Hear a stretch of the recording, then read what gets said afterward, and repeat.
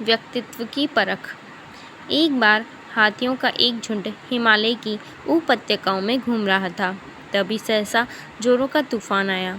सभी तेजी से भागने लगे। जिसे जिधर रास्ता सूझा वह उधर भागने लगा। जरा सी देर में झुंड तीतर बितर हो गया। भटकता हुआ एक हाथी सुरक्षित स्थान खोजते खोजते एक छोटी सी गुफा में जा पहुंचा।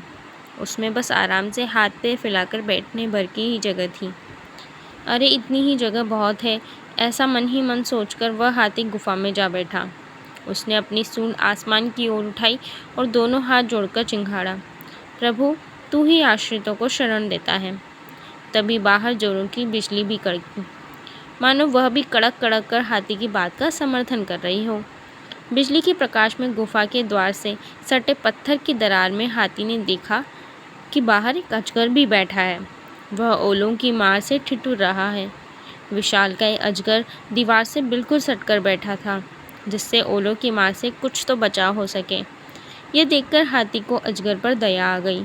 उसने तेजी से गुफा के द्वार पर रखा पत्थर हटाया। हाथी ने अपना सिर थोड़ा सा बाहर निकाला और बोला, अजगर भाई आओ अंदर आ जाओ, आखिर ओले पानी से कुछ तो बचाव होगा। आज तो ऐसा तूफान आ रहा है कि लगता है कि प्रलय ही आ गई है। अजगर की आंखें कृतज्ञता के भावों से भर उठी, पर जैसे ही सिर गुफा में डाला वह बोल उठा, अरे यहाँ तो तुम अकेले ही आराम से बैठ सकते हो। तभी हाथी अपनी आंखें मिचमिचाते हुए दीवार से सटकर बैठते हुए बोला, आराम से नहीं तो थोड़ी घिसपिच से ही बैठ जाएंगे।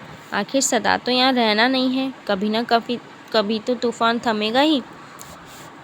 अजगर भी जितनी कम से कम जगह में बैठ सकता था बैठ गया। फिर वो बोला, हाथी भाई तुमसे परिचय पाकर धन्य हो गया हूँ।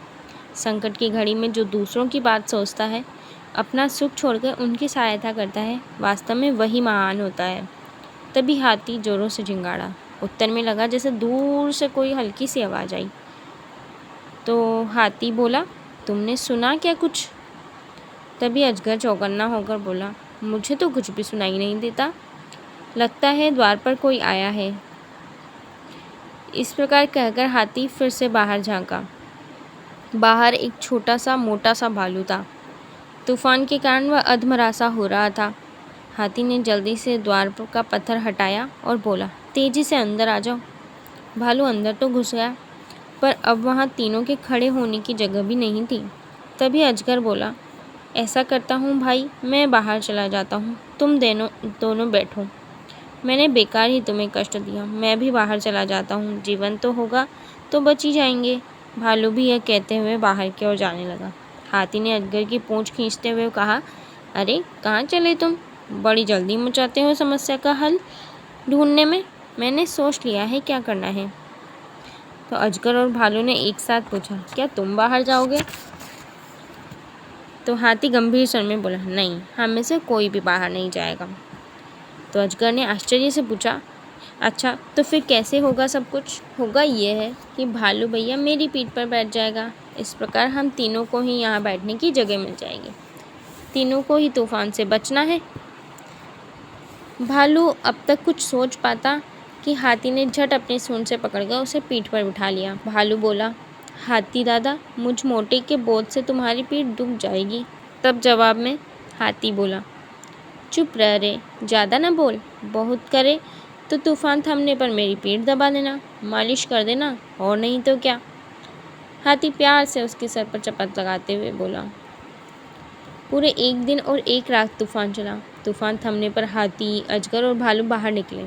असंख्यों प्राणी मरे पड़े थे। उसे देखकर भालू सिहर उठा और बोला, हाथी दादा, तुम रक्षा न करते तो हमारी भी यही गति होती। हाथी ने उत्तर दिया, रक्षा करने वाला भला मैं कौन होता हूँ? रक्षा करने वाला तो भगवान होता है।